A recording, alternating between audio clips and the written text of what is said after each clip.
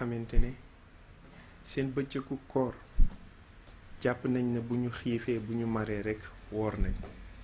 or idewu koor weesu na loolu. yonent bi sallallahu alayhi wa sallam dafay wax ni man lam yadaa qawla zuuri wal amala bihi fa laysa lillahi xaajatun fi an yadaa taamahu wa sharaaba. képp koo xamante ni bëccëgu koor bàyyiwul fen ak waxi caaxaan kooku yàlla amul aajo soxlawul muy bàyyi lekkam wala muy bàyyi naanam.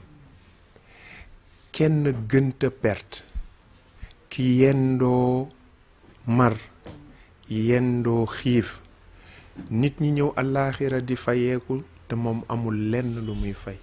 parce que lan moo tax parce que bëccëgu kooram mu ngi ko doon paase ci jëw. surtout nos sœurs jigéen ñi bàyyi leen ci xel bu baax a baax. yaa ngi bàyyi lekk bàyyi naan sëgg ci sa yàpp mbokk di ko jëw yow dog nga.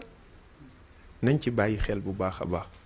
yaa ngi xiif di mar waxu fen waxu caaxaan bu nekk ku la ca dëgg nga ne ko massa. loolu àndul ak li nga xamante ne moom mooy koor. kon koor weesu na xiif weesu na li nga xamante ne moom mooy mar. koor téye sa jàmbur si la bokk.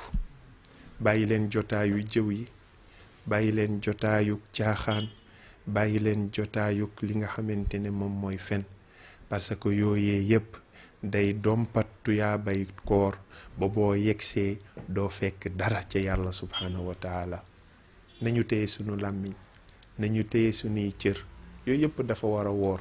ni biir di wooree ni gémmiñ di wooree noonu la cër yi di wooree. ensemble ñu sàmm sunu koor ndax ñu mën a am tuyaa bay.